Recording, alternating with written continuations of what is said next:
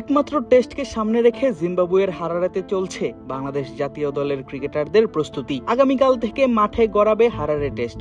তার আগে নিজেদের বেশ ভালোভাবেই ঝালিয়ে নিচ্ছেন নাজমুল শান্তরা। 2 ধাপে বাংলাদেশ ছেড়েছে দল, আর ইংল্যান্ড থেকে সরাসরি দলের সঙ্গে যোগ দিয়েছেন পেসার হাসান মাহমুদ।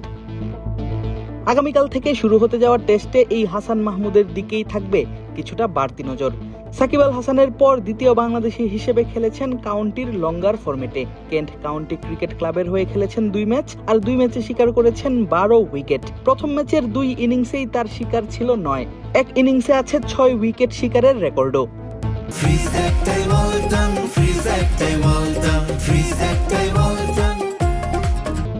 দারুণ 2টি ম্যাচ খেলে হাসান এবার যোগ দিয়েছেন জাতীয় দলের সঙ্গে, আর স্কোয়াডে যোগ দিয়েই জানালেন জিম্বাবুয়ের কন্ডিশনে ভালো করবে টাইগার বোলাররা। প্রস্তুত আছেন নিজেদের সেরাটা দেওয়ার জন্য।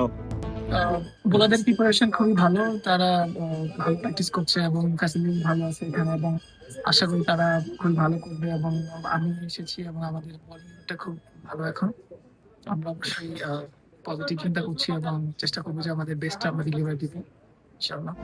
ইংল্যান্ডের মতো হারারেতেও আছে কিছুটা ঠান্ডা আবহাওয়া, সেই সঙ্গে হবে বাউন্সি আর স্পোর্টিং উইকেটে খেলা। তাই কাউন্টি খেলার অভিজ্ঞতা জিম্বাবুয়েতেও কাজে লাগবে বলে আশা হাসান মাহমুদের। 2টা গেম ইংল্যান্ডে খেলেছি কাউন্টি, এরপরে জিম্বাবুয়েতে আসা।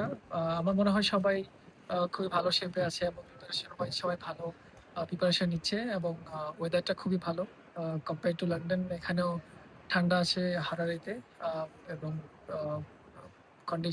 কন্ডিশন সেমই বলতে গেলে, একটু কোল্ড থাকবে। পিচগুলো খুব ভালো, বাউন্সি পিচ হয় এখানে। লম্বা সময় ইনজুরির কারণে খেলতে পারেননি জাতীয় দলের হয়ে, খেলতে পারেননি ঘরের মাটিতে পাকিস্তানের বিপক্ষে টেস্ট ম্যাচও। গত বছরের নভেম্বরের পর আবারও স্কোয়াডে যোগ দিয়ে হাসান জানালেন নিজের অনুভূতির কথাগুলোও। প্রিপারেশন খুবই ভালো ছিল, সবার সাথে আবার দেখা এবং প্র্যাকটিস করা। আমার মনে হয় যে আবার নতুন একটা অধ্যায় শুরু জিম্বাবু সফরে। আমরা আশা করি যে সবাই ভালো প্রিপারেশন নিচ্ছে এবং ভালো একটা টেস্ট ম্যাচ হবে আমাদের। 1 টেস্ট, 3 ওয়ানডে এবং 3 টি20 খেলতে জিম্বাবুয়েতে অবস্থান করছে বাংলাদেশ দল। 2 ধাপে দেশ ছাড়েন নাজমুল শান্ত, মুশফিকুর রহিম, তাইজুল ইসলাম, তাওহিদ হৃদয়, অমিত হাসানরা। আগামীকাল থেকে হারারেতে মাঠে গড়াবে সিরিজের একমাত্র টেস্ট।